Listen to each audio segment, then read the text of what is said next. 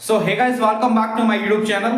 तो आज की इस वीडियो में हम बात करेंगे मेथड स्टेटमेंट का ही topic which is connections, joinings and alignments. तो अलाइनमेंट की हम बात तभी कर रहे हैं जब हमारा फर्स्ट ईयर का कॉलम जो है इरेक्ट हो चुका है और फर्स्ट जो हमारा प्लेटफॉर्म है वो भी बन चुका है। देन हम लोग बात कर रहे हैं अलाइनमेंट की।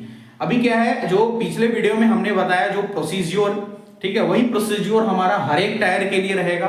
ठीक है, हर एक फ्लोर के लिए वही प्रोसीजर रहेगा।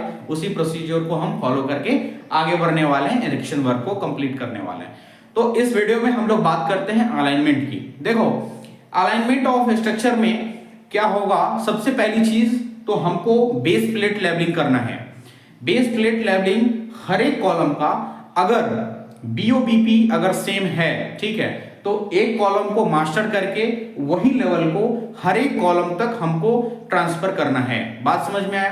कभी कभी क्या होता, जो हम एक टॉपिक में हमने ये डिस्कस किया था कि फाउंडेशंस वाले में, कि फाउंडेशन को हम लोग मास्टर पॉइंट को ट्रांसफर किया, ठीक है, हमारा बीओबीपी और उसका जो टॉप ऑफ ग्राउटिंग है वो बराबर है कि नहीं, वो सब इंस्पेक्शन करने के बाद, ठीक है, बीच में पैकर प्लेट हम लोग डालने के लिए बोला, ठीक है, कितना एमएम का पैकर प्लेट होना चाहिए, ठीक है, कैसे हम लोग मेजर करता है, वो सब हमने डिस्कस किया है। कभी कभी क्या होता है कि कोई भी फाउंडेशंस में पैकर प्लेट जो है वो 2-4 mm क्या होगा, कम हो जाएगा, दब जाएगा, या इरेक्शंस के टाइम में क्या होगा कि प्रॉपर अरेंजमेंट नहीं होने के कारण कुछ पैकिंग प्लेट इधर उधर हो जाएंगे, जिसके कारण जो है वो कॉलम जो है, कोई कॉलम डाउन हो जाएगा, कोई कॉलम अप हो जाएगा, ऐसा करके प्रॉब्लम आता है। ठीक है, तो उस प्रॉब्लम को हम लोग फर्स्ट प्रोसीजर में, फर्स्ट स्टेप में हम लोग सॉल्व करेंगे। बेस प्लेट लेवलिंग उसको हम लोग बोलते हैं। ठीक है, तो एक कॉलम को क्या करेंगे, मास्टर कर लेंगे, उसी कॉलम को हर एक जगह ट्रांसफर करेंगे,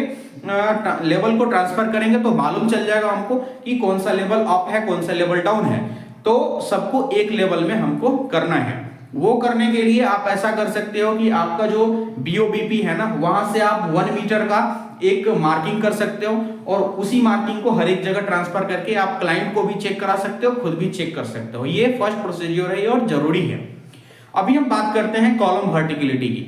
नेक्स्ट जो है हमारा कॉलम वर्टिकलिटी में, उसको टेस्ट करने का 2 तरीका होना चाहिए। सबसे पहले जो हमारा कॉन्ट्रैक्टर है वो खुद चेक करेगा, तो उसको चेक करने के लिए हमको क्या है, 2 तरीका में से एक तो तरीका यह है कि जो कॉलम है उसके बीच बीच में सेंटर में, ठीक है, एक स्टिकर आता है। ठीक है, उस स्टिकर को सेंटर में अपने को पंच कर देना है। ठीक है, और उसको हम टीएस की सहायता से देखेंगे कि ये जो हमारा कॉलम है वो स्ट्रेट है या नहीं है, या किस डायरेक्शन में कितना प्लस है या कितना माइनस है, ये अपने को मालूम चल जाएगा, ताकि हम वेजेस लगा के, ठीक है, या उसको वायर से खींच के, ठीक है, उसको हम लोग एक लेवल पे कर सकते हैं।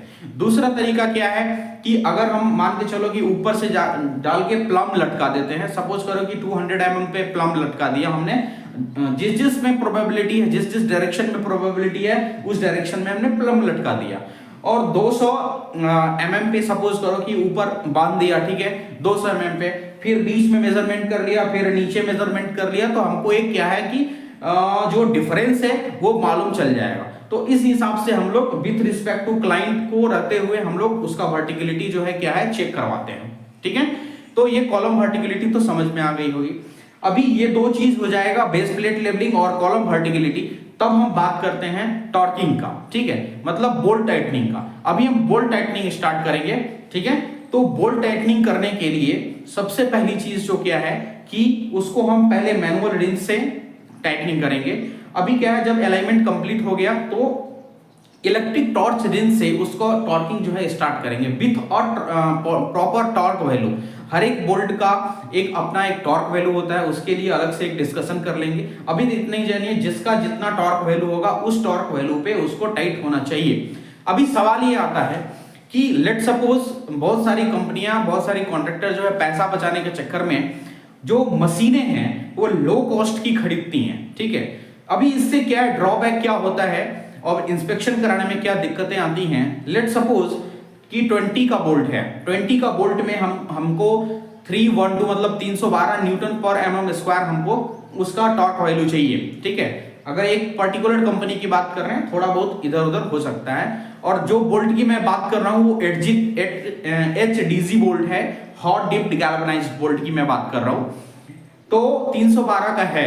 अभी हम जो मशीन उसमें यूज कर रहा है वो एक फिक्स टॉर्क का मशीन यूज कर रहा है, मतलब उसका फिक्स टॉर्क है कि वो कितना का भी बोल्ट हो उससे कोई उसको मतलब नहीं है, लेकिन वो एक फिक्स टॉर्क मतलब जैसे 900 न्यूटन पर एमएम का है, 1000 का है, 1300 न्यूटन एमएम का है, इसको वो तो फिक्स टॉर्क है।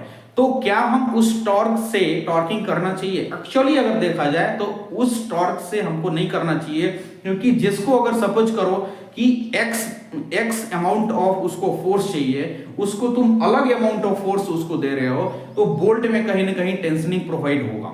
एक जो हमारे पास ऑडिटर है, एक ऑडिटर ने मेरे से यही पूछा था कि आप जो फिक्स टॉर्क इस्तेमाल करते हो तो ये तो बोल्ट तो आपका हमेशा टेंशन में रहेगा, इस बोल्ट का फेलियर होने का जो चांसेस है वो बहुत ज्यादा होंगी, ठीक है। तो उस टाइम में कुछ जवाब नहीं दे पाया था। इसका आंसर सबसे अच्छा है कि मशीन जो है इलेक्ट्रिकल टॉर्क रेंज में भी टॉप क्वालिटी में आप जाएंगे तो उसमें आपको जितना न्यूटन मीटर, ठीक है, न्यूटन पर एमएम का स्क्वायर का फोर्स चाहिए होगा उतना ही आप उसमें इनपुट डालेंगे और एक फिक्स टॉर्क जो है मतलब जितना आपको चाहिए उतना ही आपको प्रोवाइड वो मशीन इक्विपमेंट मशीन करेगा, ठीक है। तो उसका कॉस्टिंग जो है कुछ थोड़ा ज्यादा आता है, जिसके लिए कुछ जो कॉन्ट्रैक्टर्स है ना वो यूज नहीं करते हैं, तो उससे सस्ता वाला मशीन लाके, ठीक है, यूज करते हैं, जो कि बहुत ही एक बोल्ट फेलियर का है ना बहुत बड़ा एक मतलब डिसएडवांटेज ऐसा हो सकता है कि बोल्ट फेलियर हो जाए, ठीक है।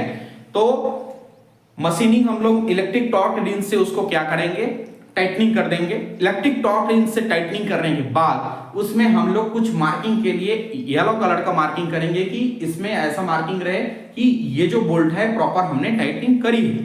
तो क्लाइंट को ज्वाइंट इंस्पेक्शन के लिए RFI रेज करेंगे। RFI रेज करने के बाद वो क्लाइंट हमारे पास आएगा कि इंस्पेक्शन करने के लिए। उसमें ITP के हिसाब से इतना परसेंटेज कुछ होता है, जिसमें आप कि जिस बोल्ट पे उसको डाउट लगेगा उस बोल्ट पे वो बोलेगा कि वहां पे आप मशीन लगाओ, वहां पे आप चेक करो।